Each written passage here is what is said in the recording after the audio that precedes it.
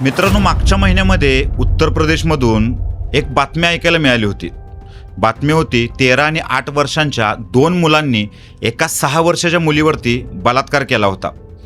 त्यापूर्वीसुद्धा अशीच एक बातमी आपल्या छत्तीसगडमधून सुद्धा ऐकायला आली. या व्हिडिओच्या माध्यमातून मी जे काही सांगण्याचा प्रयत्न करतोय ते सर्व पालकांनी अतिशय गांभीर्याने घ्यावं आणि आपली जर लहान मुले असतील तर त्यांना आपल्या पद्धतीने आपल्याला जमेल तसं अगदी शांतपणे त्यांना समजून सुद्धा सांगावं. गेल्या काही महिन्यामध्ये उत्तर प्रदेशमधून एक बातमी ऐकायला मिळाली होती की 13 वर्षांच्या आणि एका 8 वर्षांच्या अशा 2 मुलांनी मिळून एका 6 वर्षाच्या मुलीवरती बलात्कार केला होता. हे काही कमी नव्हतं किंवा हे पहिल्यांदा घडतंय असं पण नव्हतं. 2 दिवसांपूर्वी छत्तीसगडमधून सुद्धा अशी एक बातमी ऐकायला मिळाली जिथे 13 वर्षांच्या मुलीने 10 वर्षाच्या मुलीवरती अत्याचार केला. आता ह्या दोन्ही बातम्या जितक्या सुन्न करणाऱ्या आहेत तितक्याच आपण समाज म्हणून गांभीर्याने घेणं सुद्धा आपल्याला गरजेचं वाटतं. कारण आपल्या महाराष्ट्रामध्ये सुद्धा अशा बऱ्याच घटना रोज घडत असतात.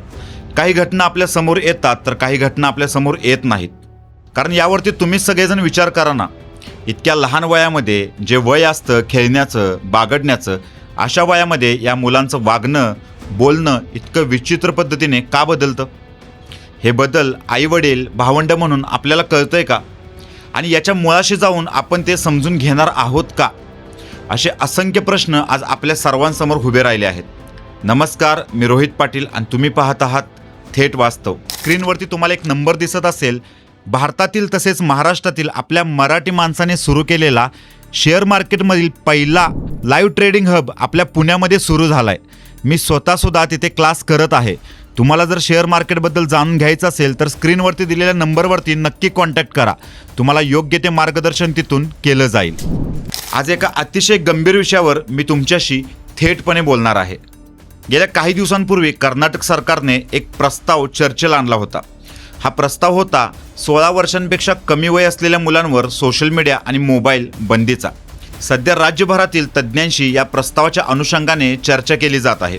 इतकंच नव्हे तर भारतातील अनेक राज्य टीनेजर्सना सोशल मीडिया आणि मोबाईल बंदी करण्याचा विचार करत आहे. पुढच्या काळात या संबंधीचे कायदेही येतील. पण प्रश्न आहे तो असे कायदे आणण्याची गरज का निर्माण होते?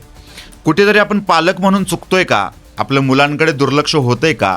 या धावपळीच्या जगामध्ये आपल्याला आपला संसार वाचवायचा आहे, आपल्याला कुटुंब सांभाळायचं आहे आणि या सगळ्यांमध्ये आपण आपल्या मुलांकडे दुर्लक्ष करतोय का? आता तुम्ही सर्वांनी तुमच्या घरचंच उदाहरण बघा. घरी एखादं लहान मूल असलं की जेवण भरवताना त्याच्या हाती मोबाईल दिला जातो. मूल रडलं तरी हाती मोबाईल. घरी आई काम करते, द्या हाती मोबाईल. बाप टी व्ही बघतोय, द्या मोबाईल. अन्न वस्त्र निवारा ही मानवाची मूलभूत गरज आहे. पण लहान मुलांच्या हाती मोबाईल देऊन अजून एका गरजेची भर आपण त्यामध्ये टाकतोय. त्याचा परिणाम या नकळत्या वयात मुलांच्या मानसिकतेवर, मेंदूवर आणि पर्यायाने मुलांच्या विचार करण्याच्या क्षमतेवर सुद्धा होतोय. आज आपल्याला काम वाचवायचं आहे. आई किचनमध्ये काम करते, मुलं दमवत आहेत, मुलांकडे मोबाईल द्या. वडील कामावरून आले, त्यांना टी व्ही बघायचे आहे, त्यांना डिस्टर्ब करतोय छोटा मुलगा, त्याला हातामध्ये मोबाईल द्या. अशा ना कारणाने आपणच आपल्या मुलांना मोबाईलची कुठेतरी सवय लावतोय आणि सवय त्याच्या इतकी अंगवळणी पडते की पुढे जाऊन हाच मोबाईल नुकसानकारक ठरतोय. मुलांना तात्काळ शांत करण्यासाठी आपण भले त्यांच्या हाती मोबाईल सोपवत आहोत, पण मोबाईलचं व्यसन लावून खेळण्या बागडण्याच्या वयामध्ये या मुलांचं आयुष्य तर आपण टांगणीला लावत नाही आहोत ना. याचा विचार आज सर्व पालकांनी करण्याची गरज आहे.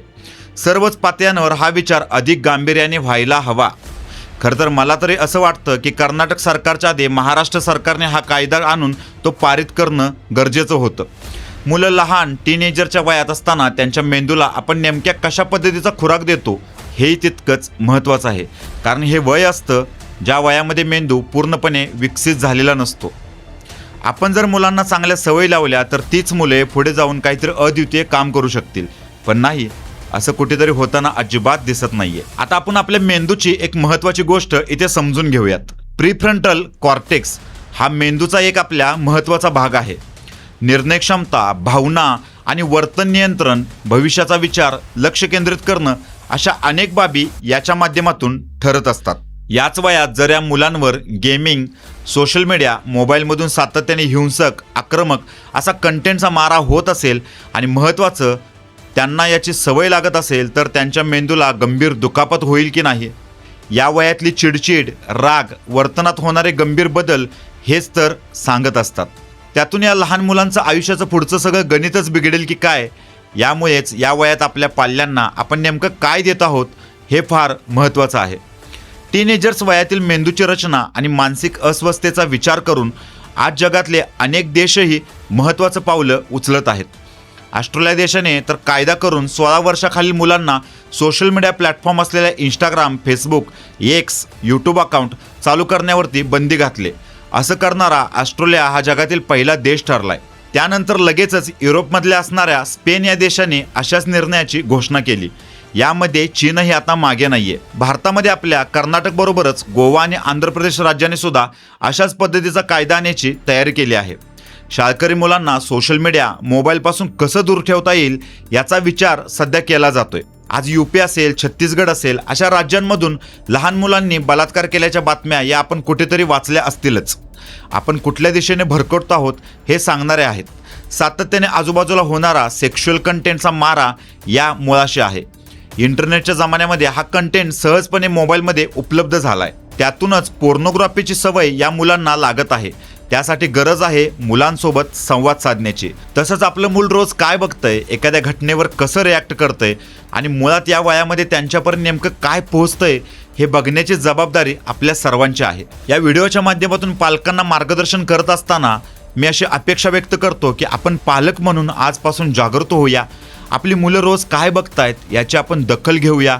त्यांचे मोबाईल सातत्याने वारंवार आपल्याकडून चेक केले जातील अशी अपेक्षा व्यक्त करतो. आणि अशाच घटना जाणून घेण्यासाठी तुम्ही थेट वास्तवाला नक्की सबस्क्राईब कराल अशी अपेक्षा व्यक्त करतो आणि इथं थांबतो. तुमचाच रोहित पाटील.